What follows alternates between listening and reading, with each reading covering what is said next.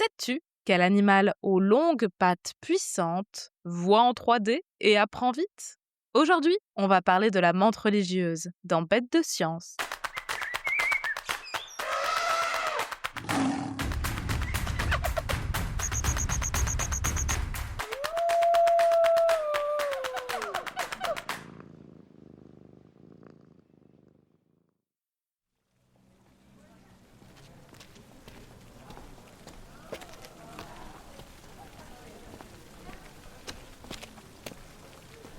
Notre héroïne du jour n'est pas menacée, ni franchement rare.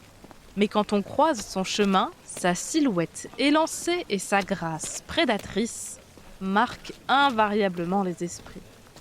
Je t'emmène aujourd'hui à sa rencontre, près d'Avignon, dans le sud de la France, à Sérignan-du-Comtat.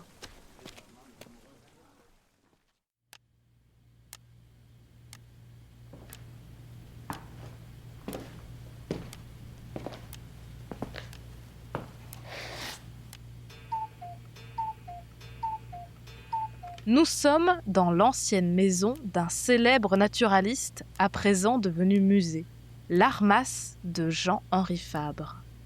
Fabre est né en 1823 et au cours de son existence, il a été enseignant, écrivain, vulgarisateur avant l'heure, mais aussi artiste et poète.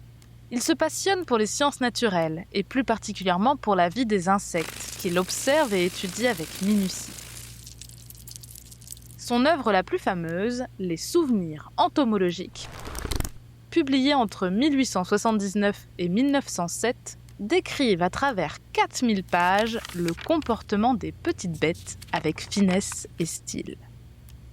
Et l'une des vedettes de ces récits n'est nulle autre que notre héroïne du jour, la menthe religieuse, Manta religiosa.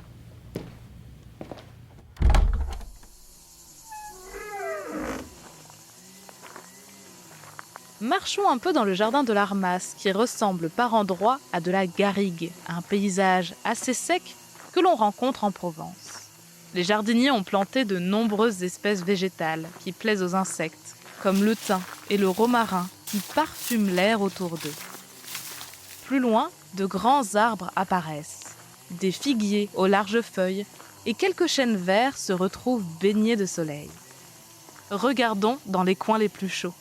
Notre menthe aime les broussailles et se place parfois en hauteur pour guetter ses proies.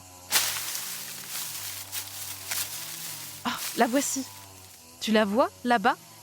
Elle est immobile, posée sur cette tige. Elle est d'un beau brun clair.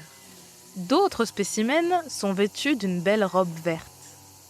Cet individu est de belle taille, 6 cm de long à vue de nez. Regarde comme elle est belle.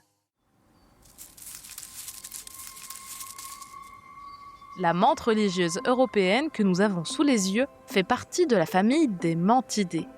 Il existe plus de 2400 espèces différentes de menthe à travers le monde, de tailles et de couleurs variées. 2 longues ailes sont bien rangées sur le dessus de son dos.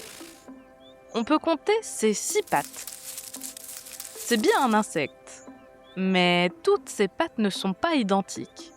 Ses pattes avant forment comme des crochets, prêts à se refermer sur les proies qui passeraient à sa portée. Regarde de plus près.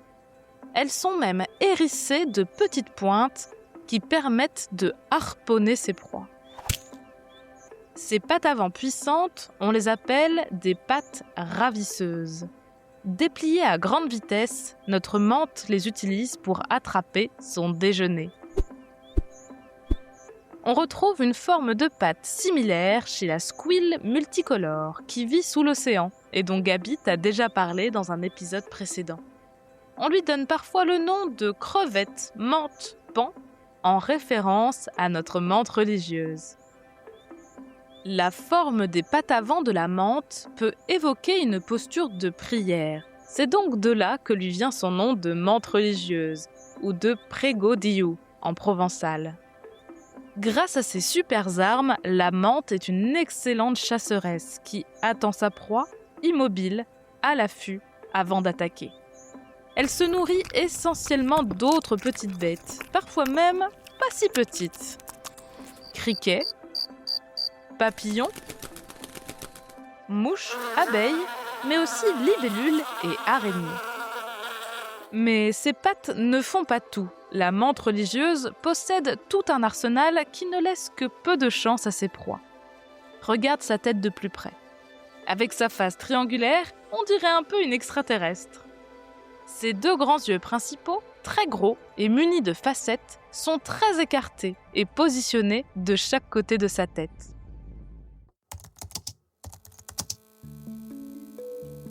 Des expériences menées en laboratoire par des scientifiques de l'université de Newcastle ont démontré que nos menthes perçoivent très bien les profondeurs et les volumes.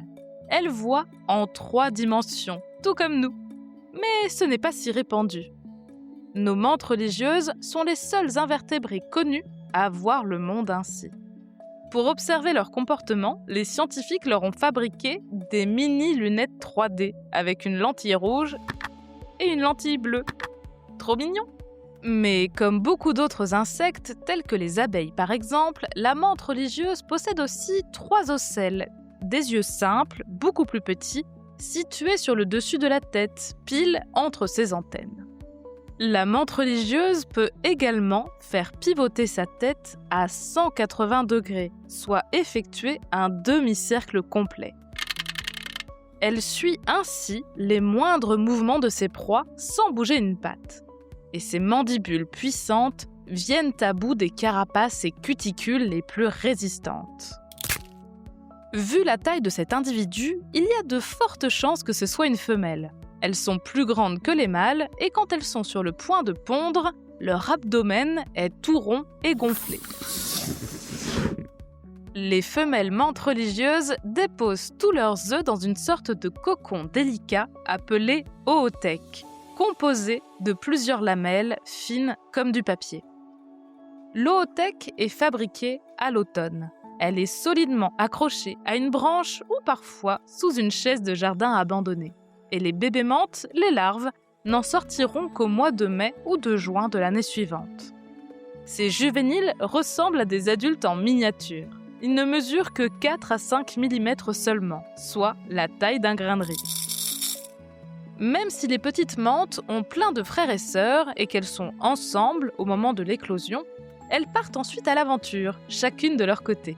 Les menthes religieuses sont en effet solitaires et les adultes ne se côtoient qu'au moment de la période de reproduction, qui a habituellement lieu entre septembre et octobre. Peut-être en as-tu déjà entendu parler, mais il arrive que la femelle menthe religieuse dévore le mâle pendant l'accouplement, qui peut durer plusieurs heures. Cette habitude cannibale a valu à la femelle menthe une réputation de tueuse implacable. Jean-Henri Fabre l'a même décrit dans ses souvenirs entomologiques. Il écrit « Si le pauvret est aimé de la belle comme vivificateur des ovaires, ce qui veut dire comme un bon reproducteur, il est aimé aussi comme gibier de haut goût.